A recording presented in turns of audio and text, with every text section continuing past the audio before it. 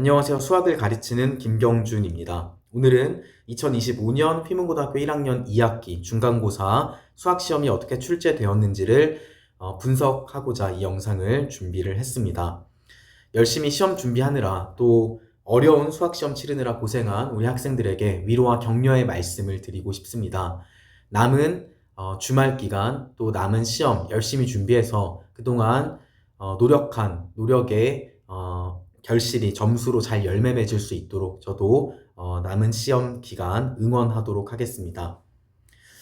저는 간단히 제 소개를 하겠습니다. 저는 휘문고등학교를 졸업하고 서울대 수학교육과에서 학사 석사를 받고 특히 휘문고 학생들을 열심히 가르치고 있는 김경준입니다. 이번 시험 총평을 먼저 하고요. 그 다음에 남은 기말고사 대비에 대해서 어떻게 할 것인지를 안내하며 마무리하고자 합니다. 2학기 중간고사 수학시험 한마디로 굉장히 까다롭고 어려운 시험이었습니다. 역시나 복잡한 계산, 또 역시나 복잡한 경우 나누기 라는 특징을 가지고 있는 시험이었고 제가 문제를 풀어봤을 때 느끼는 체감적인 난이도는 1학기 중간 기말고사보다 조금 더 어려운 시험이었지 않았나 싶습니다. 문제를 분석해 보니 교과서 문항들이 초반 난이도 하나 또 하중, 중하 정도 되는 난이도의 문제들은 교과서의 문제가 많이 출제가 되었고요. 교육청 기출, 그리고 특히 휘문 기출이 다수 반영된 그러한 시험에 출제가 잡혀 있습니다. 1등급 예상 컷이 궁금하실 텐데요. 아직 이제 오늘 첫 시험을 치르고 난 정확한 데이터는 아니지만 제 느낌으로는 1학기 중간 기말고사 때보다 1컷이 내려가지 않을까 싶습니다. 대략 1등급 예상 컷은 4개에서 5개 정도 잡힐 것으로 보이고요. 원점 수로는 약 75점 전후가 되지 않을까 싶습니다. 2등급 예상 컷은 대략 62점에서 7개에서 8개 정도 수준에서 2등급 컷이 잡히지 않을까라고 조심스럽게 예상을 해봅니다. 자, 그러면 중간고사 수학시험이 어떻게 출제되었는지를 크게 3가지의 꼭지로 나눠서 좀 잘게 소개를 해드리겠습니다. 첫 번째 특징입니다. 주요 킬러 문항 또 준킬러 문항은 휘문 기출에서 출제가 되었습니다. 이번 시험에서 아마 다수의 학생들이 휘문고등학교 400명 중에서 20번까지 간 친구들이 몇 명이나 있는지는 모르겠으나 아마 거의 풀지 못한 학생들이 다수지 않을까 싶습니다. 20번 킬러 문항을 살펴보면 굉장히 일단 어렵습니다. 경우를 크게 7가지로 나눠서 계산을 해야 하고 발상이 어렵거나 또 문제가 생소하거나 그런 건 아니지만 이 시험에서 이 빡빡한 시험에서 이 마지막 20번 문제는 버리는 게 좋은 판단이었다라는 생각이 듭니다. 어쨌든 이 문항은 2019년 휘문고등학교에 출제되었던 휘문 기출 문항입니다. 집합의 원소를 보더라도 여기 A 세제곱식을 보더라도 이 문제를 출제한 선생님이 바로 2019년 휘문기출 우측에 있는 이 기출 문제를 가지고 20번 문제를 만들었구나라는 사실은 누구나 척 보면 알 수 있죠. 그리고 이 2019년 휘문기출은 제가 수업하는 메인 교재 수업 자료로 9월 6일 수업 때 설명을 했던 문제고 그 이후 워크북으로도 여러 번 나갔던 그런 문제였습니다.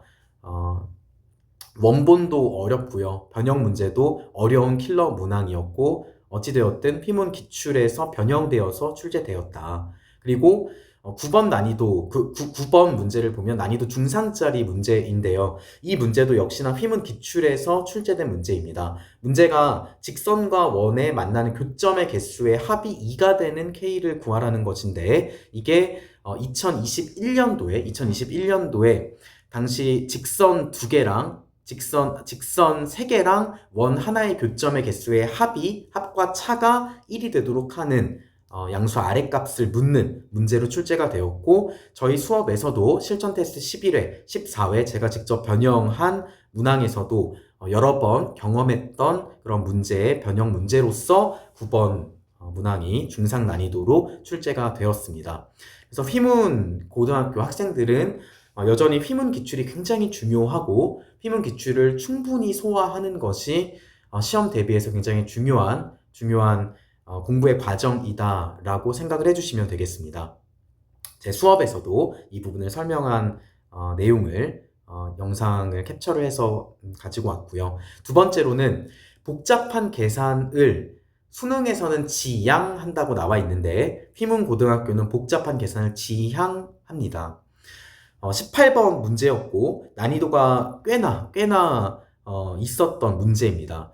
그래서 이 문제를 풀어가는 이 플로우를 보면 계산은 일단 플래닝을 하는 데는 어렵지가 않습니다. 문제를 어떻게 풀어갈지 계획을 하는 거는 어렵지 않으나 계획을 한 후에 그 계획을 실행에 옮기는 과정에서 4분의 루트 1225라는 숫자가 나오게 됩니다. 1225는 저도 외우고 있지 않았는데 이게 혹시나 계산이 루트가 밑에 식처럼 간명하게 어떤 수의 자연수의 제곱으로 나오지 않을까라고 추측을 하고 그 다음에 30 근처의 숫자를 넣어보다 보면 35의 제곱이 1225라는 것을 알 수 있습니다. 그래서 휘문은 플래닝은 어렵지 않더라도 계획한 과정대로 이행하는 중에 계산이 복잡해지고 숫자가 굉장히 큰 수가 나오거나 분수가 나오거나 복잡한 숫자가 나오기 때문에 이게 맞나 하면서 중간중간 주저하는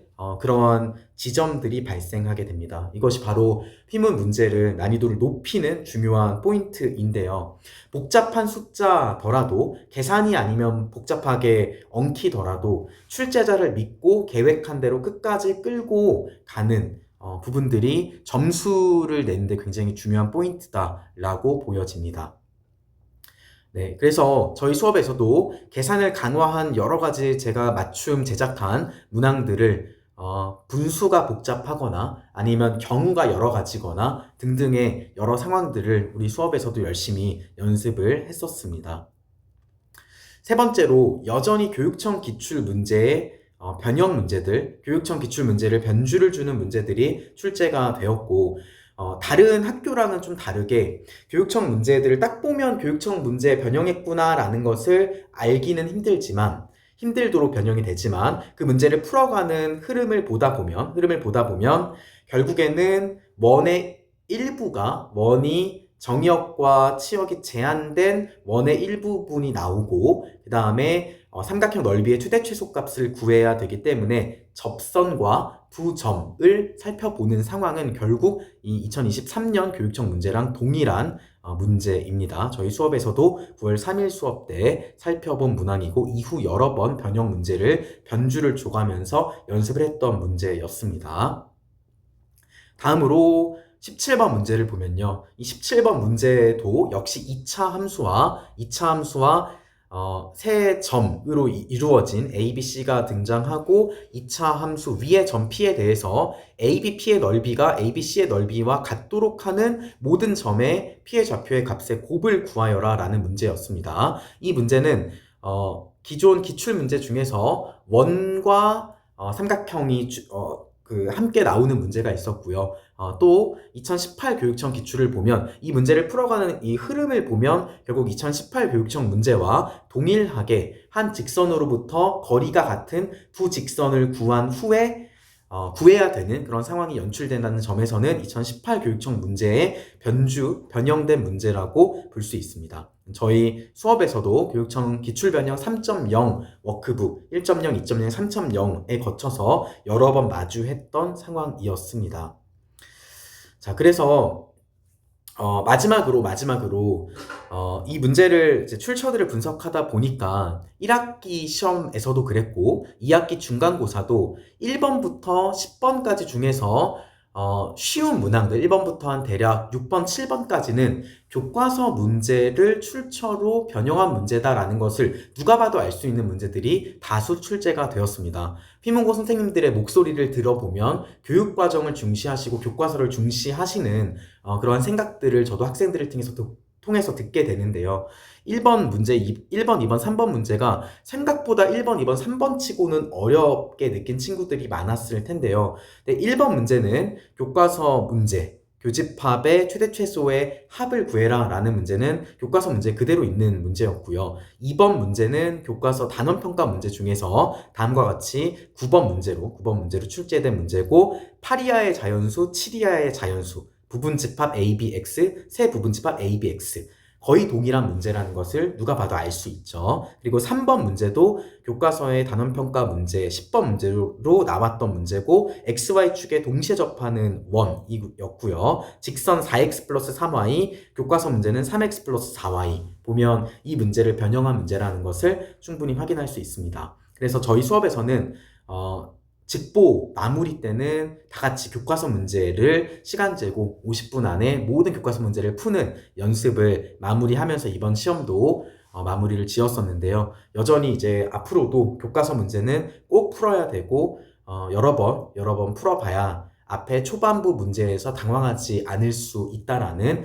교훈을 얻을 수 있을 것 같습니다. 시험을 마무리를 총정리를 해보겠습니다. 2학기 기말고사 대비를 안내하려고 하는데요.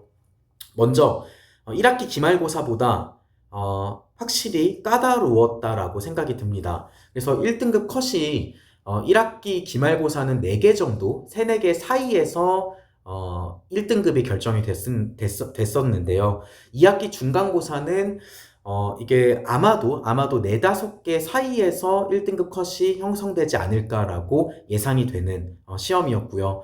너무 어려웠고 제가 풀어도 이게 1학기 기말고사는 그렇게 어렵지 않다라고 느꼈는데 2학기 중간고사는 제가 풀더라도 굉장히 빡빡하다, 이거 계산이 너무 헤비하다라는 문제들이 다수 출제된 시험이었습니다. 어찌됐든 이 어려운 시험 열심히 보느라 굉장히 수고한 그런 시험임에 분명합니다. 두 번째로 2학기 기말고사 얘기를 하려고 하는데요. 저희 정규반이 10월 8일 수요일에 재개강을 하게 되고 2학기 기말고사의 핵심은 명제와 또 함수, 유리무리 함수가 남아있는데 이 함수 단원이 굉장히 어렵게 출제되는 단원입니다. 그런데 2학기 기말고사가 휘문고등학교는 12월 4일로 예정이 되어 있고 시험이 끝난 직후부터 대략 2달이라는 긴 준비 시간을 맞이하게 됩니다. 2학기 중간고사 대비 시간은 대략 5, 6주로 잡혔다면 기말고사까지는 8주 정도 되는 그런 긴 시간이 준비가 되어 있습니다. 그래서 우리 학생들은 추석 연휴 기간이 시험 끝난 다음 주부터 이어지는데 이 추석 연휴 기간을 통해서 거북이가 토끼를 이기는 유일한 방법은 토끼가 자고 있을 때 뛰는 것이라는 그런 간단한 진리를 기억해 주시기를 바랍니다. 추석 연휴 기간이 굉장히 핵심적인 시간들일 것이고 특히 휘문고등학교는 제가 여러 번 학생들한테는 얘기를 했는데 2학년 1학기 때 확률과 통계를 나가는 인근 학교는 휘문고밖에 없습니다. 그래서 우리 휘문고 친구들은 반드시 확통을 겨울방학 때 선행을 나가게 되면 늦게 되고요. 그래서 가장 좋은 건 이 추석 연휴 5일 동안 확통을 한번 쭉 보는 것입니다. 그래서 겨울방학을 맞이하면서 대수와 확통을 함께 하는 것보다는 그래도 대수든 확통이든 기본은 했다라는 그런 경험이 굉장히 중요하다라고 할 수 있겠습니다. 그래서 저도 이 휘문고등학교 학생들을 생각해서 10월 7일 화요일부터 11일 토요일까지 5일 동안 추석 연휴 기간을 이용해서 이 확률과 통계 전범위를 한번 기본기를 다지는 특강을 준비를 해놨습니다. 그래서 우리 휘문고 학생들은 이 확동 특강을 최대한 필수로 수강을 해주시기를 그렇게 말씀을 드리고 싶고요. 부탁을 드리고요. 어찌됐든 우리 주말 이 3일 기간 동안 열심히 남은 월화수목 시험 대비 열심히 해주시고요. 또 이어서 저도 이 휘문고등학교 기출문제에 대한 영상을 따로 풀이 영상을 찍어서 올릴 예정입니다. 또 자세한 풀이가 궁금한 친구들은 다음 주쯤에 업로드 예정인 그 영상을 참고해서 한번 체크를 해보시면서 기말고사 대비는 이렇게 해야겠구나라고 감을 잡으시는 기회로 삼으시기를 바랍니다. 열심히 시험 준비하고 계신 우리 휘문고 학생들 저도 옆에서 응원하고 격려하겠습니다. 감사합니다.